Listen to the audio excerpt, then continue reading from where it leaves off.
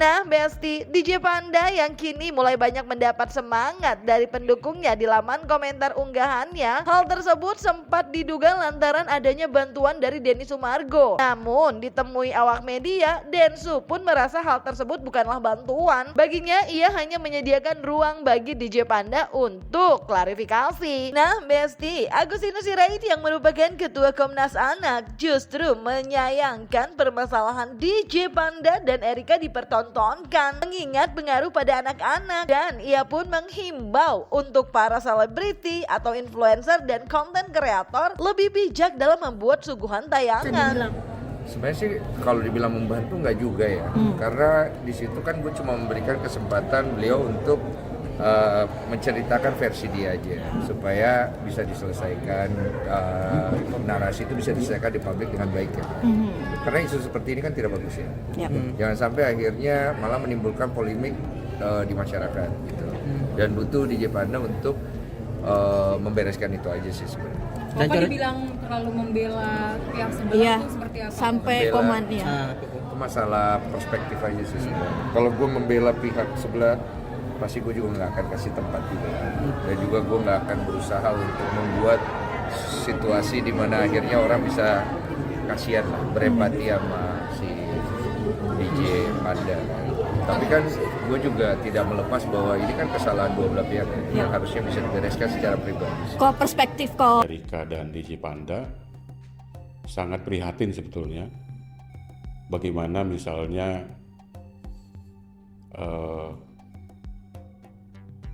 masalah untuk DJ Panda dan Erika ini dipertontonkan di TV dan sosial media yang merupakan juga mungkin secara tidak sadar bahwa sedang mempertontonkan perselisihan, dan ini tentunya tidak sadar juga banyak dilihat oleh anak-anak kita. Anak-anak ini sering menjadi korban pengaruh konten-konten digital seperti ini. Dan saya pikir seharusnya para selebritis, influencer, konten kreator lebih bijak untuk bisa menyiarkan ya, atau memberikan tontonan yang baik untuk anak-anak. Jangan sampai misalnya kasus ini menjadi menormalisasi misalnya hubungan seks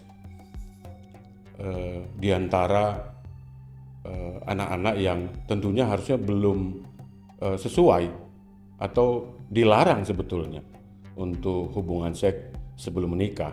Tapi dengan adanya tayangan-tayangan seperti ini, seolah-olah menormalisasi hubungan yang tidak pantas untuk dilakukan sebetulnya. Namun di sisi lain, Komnas Perlindungan Anak juga dalam hal melindungi anak, terutama diberitakan Erika kan diancam oleh pihak lain, sehingga dia merasa terganggu dan stres bahwa dia sekarang sedang hamil. Di sisi itu Komnas Perlindungan Anak memberikan dukungan, karena menurut Undang-Undang Perlindungan Anak nomor 35 tahun 2014 bahwa anak itu kategori usia yang belum berusia 18 tahun, bahkan dari usia janin sekalipun itu harus dilindungi. Jangan sampai misalnya anak itu atau janin itu si ibunya merasa stres dan mempengaruhi tumbuh kembang janin, itu juga merupakan pelanggaran hak anak sebetulnya. Di sisi itu Komnas Perlindungan Anak mungkin akan bisa memberikan dukungan kepada Erika tentang kasus ini. Mungkin buat saya ngelihat Deddy Corbuzier mungkin yang pertama kali ya, Erika datang ke podcastnya Deddy, kemudian menceritakan apa yang dialami. Kemudian di sisi lain ada Densu juga yang mungkin mengklarifikasi dari sisinya Digipanda. Saya pikir ayolah Dad, masih banyak konten-konten lain sebetulnya yang lebih mengedukasi atau yang lebih penting saat ini. Ini kan ya ini udah sebetulnya nggak pantas lah untuk jadi konsumsi publik ya. Harapan saya, harapan Komnas Perlindungan Anak,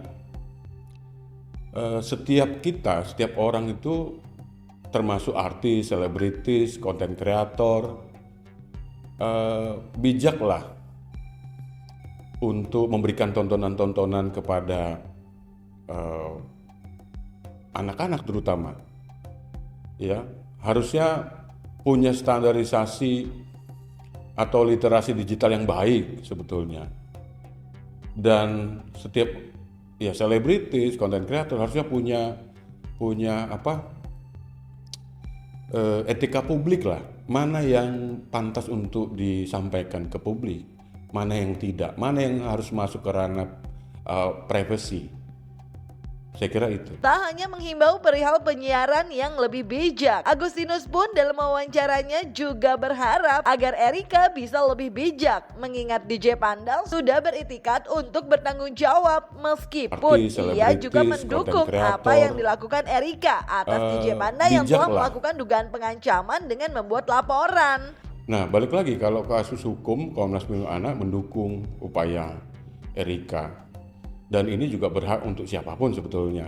Ketika apakah dia hamil atau tidak hamil, ketika mengalami ancaman, ya sebaiknya melaporkan ancaman tersebut ke kepolisian.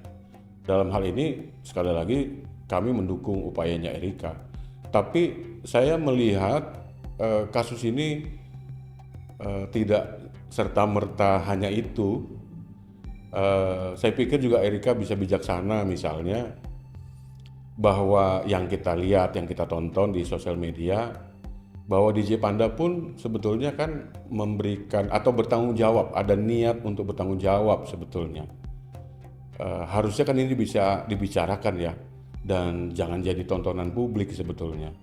Ini tontonan yang tidak mengedukasi untuk anak-anak kita, bahwa misalnya dari saling serang, saling ejek mungkin di sosial media antara mereka berdua, dan menampilkan juga informasi-informasi yang tidak pantas sebetulnya diungkap ke media. Jangan sampai anak-anak kita pun ini akan menjadi atau menormalisasi sekali lagi